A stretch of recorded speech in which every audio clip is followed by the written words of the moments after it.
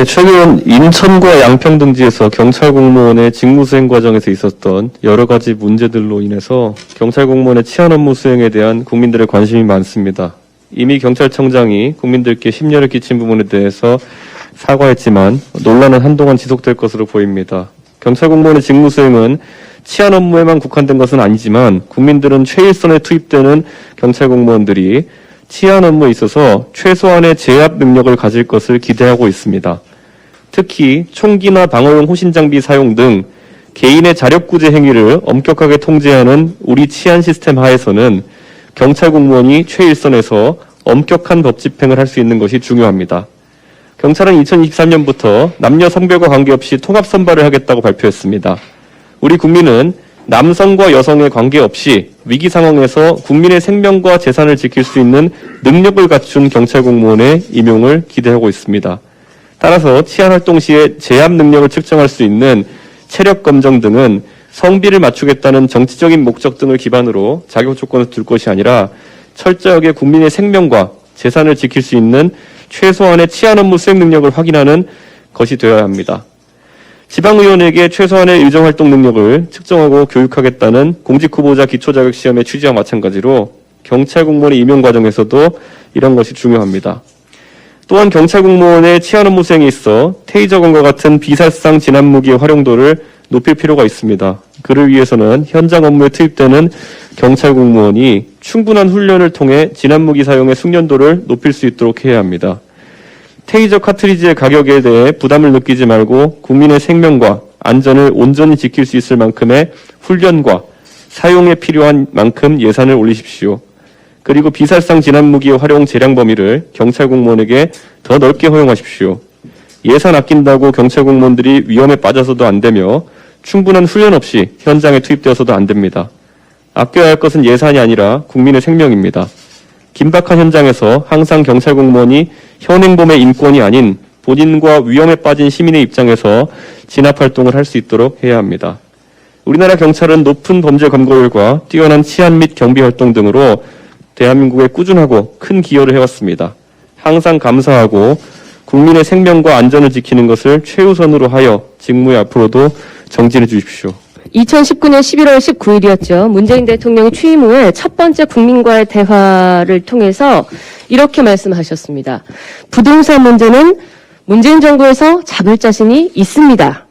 이렇게 당당하고 자신 있게 하셨던 말씀을 어제 2년 만에 국민과의 대화에 다시 나선 문재인 대통령은 이렇게 말을 바꾸셨어요. 부동산 문제에서 서민들에게 많은 박탈감을 드리고 부동산 가격을 저도 안정화시키지 못함으로써 무주택자들, 청년들에게 기회를 충분히 드리지 못했다는 것이 가장 아쉽다. 2년 전에 당당함과 자신감은 어디로 갔는지 아쉽다라는 말로 살짝 꼬리를 내리는 문재인 대통령의 모습에 국민들께서 지금 내가 들은 말이 맞나라는 의구심과 함께 허탈감, 분노 등을 느끼셨을 겁니다. 그런데 문재인 정부가 간과하고 있는 사실이 또 있습니다. 문재인 정부의 부동산 정책 실패는 내 집 마련의 기회를 제공하지 못한 데만 있지 않습니다. 오늘 언론 보도를 통해 또 많은 분들이 현실적으로 고지서를 받게 되시기 때문에 아시겠지만 국세청의 종부세가 납부고지되는 날입니다. 지난 8월 마지막 날이었죠. 종부세 완화안이 통과가 되자 문재인 정부와 집권에 당한 민주당에서는 1주택자 공제 9억에서 11억으로만 올려도 혜택을 받을 국민이 9만여 명에 이를 것이라고 큰 소리치며 자신을 했습니다. 그런데 국토교통부의 자료에 따르면 올해 실질적으로 혜택을 얼마나 받나 열어보니 고작 4천 명도 받지 못하는 것으로 확인이 됐습니다.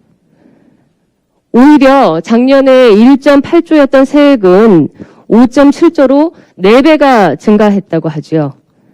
이럼에도 불구하고 아우성인 국민들께 문재인 정부는 98%의 국민에게 해당하지 않는 2% 국민의 현실이다라며 마치 세금 부담에 대해서 호소하는 국민들의 그 모든 폐해, 정책의 실패의 책임을 2% 국민의 탓으로 돌리려고 하는 참으로 뻔뻔한 태도를 보이고 있습니다.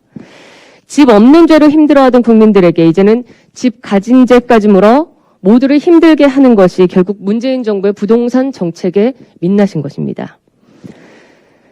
집을 가졌어도 또 가지지 못했어도 모두가 부동산 면에선 죄인이 돼버리는 2021년의 대한민국에 우리 모두가 이렇게 힘겹게 살고 있습니다. 남은 임기 이제 6개월이죠. 6개월 동안 하락 안정세를 목표에 두고 있다. 다음 정부에까지 어려움이 넘어가지 않도록 실마리를 찾겠다. 이 문재인 정부의 약속 이번에는 제발 지키셨으면 좋겠고요. 이 근거 없는 자신감 과연 지킬 수 있을까 의구심이 들지만 국민들께서 남은 6개월간이라도 무능과 뻔뻔함으로 치장된 이 정부의 민낯을 똑똑히 확인하시고 3월 9일 현명한 선택으로 국민의 삶을 지키는 진짜 대한민국을 되찾아 주시기 바랍니다. 민주당에서 선대위 쇄신 권한을 이재명 후보에게 위임했다고 합니다. 이재명 후보는 민주당의 이재명이 아니라 이재명의 민주당을 만들겠다고 하고 있습니다. 사실 조연 배우를 아무리 많이 바꿔봤자 그 영화가 쇄신이 되겠습니까? 주연 배우를 바꾸지 않는 한 시청자들은 꿈쩍하지도 않습니다. 우리 국민들께서 민주당의 이 쇼를 바라보고 계시지만 더 이상 속지 않습니다. 이제는 속지 않습니다. 이상입니다. 퇴임을 5개월여 앞둔 어제 문재인 대통령의 국민과의 대화는 엉성한 각본에 맞춰 짜여진 쇼에 불과했습니다. 팬클럽 모임 하듯 질문자로 선정된 문 대통령 지지자들은 대통령의 영도력, 대통령한테 질문하게 돼서 영광이다, 존경한다 이런 말을 하면서 문 대통령을 지켜 세우기에 바빴고 문 대통령의 답변도 자화자찬 일색이었습니다. 국민들을 좌절하게 만든 부동산 폭등에 대해서도 문 대통령은 부동산이 안정되고 있다는 식으로 국민들의 고통스러운 현실과는 전혀 동떨어진 그런 인식을 보여줬습니다. 일상적인 국민과의 소통을 약속했던 공약을 지키기는커녕 역대 대통령 중에서 기자회견 횟수나 국민과의 소통에서 저조한 모습을 보였던 문 대통령이 임기 말에 회수 채우기 면피용 소통쇼를 한 것이 불가합니다. 재임 중 어느 것 하나 잘한 것이 없으니 자신 있게 국민들로부터 질문을 받고 답변하는 것을 애당초 부담스럽게 생각하고 피하고 싶었을 것입니다.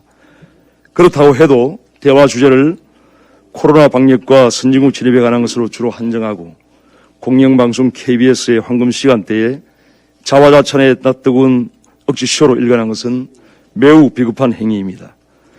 문 대통령과 청와대는 무엇이 그렇게 두렵습니까?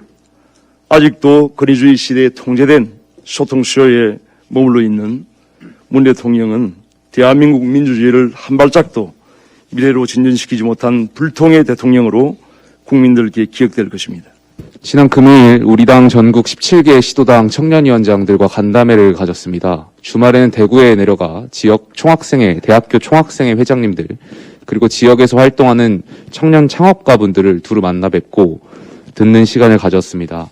전국 각지에서 당을 위해 묵묵히 힘써주시는 분들께 감사함을 전했고, 이분들은 지도부를 향해 대한민국 청년이 얼마나 정권 교체를 바라고 있는지 전달해달라며 여러 조언과 격려를 해주셨습니다.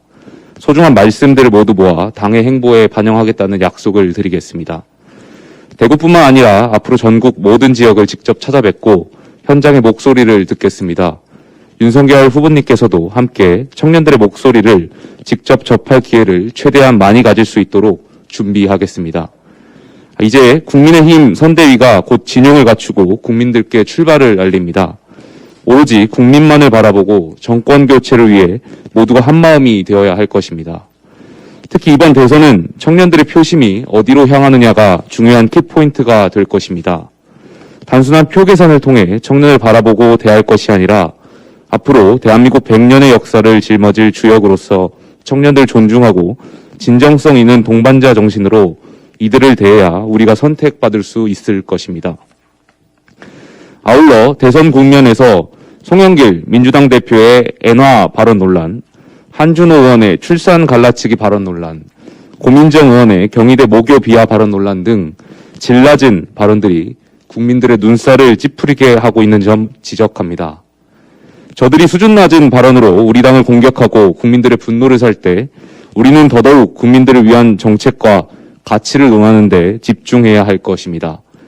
우리가 민주당보다 훨씬 더 유능하고 합리적인 정치 세력이라는 인정을 국민들로부터 받을 수 있을 때 정권 교체라는 우리의 염원도 자연스럽게 따라올 것입니다. 이상입니다.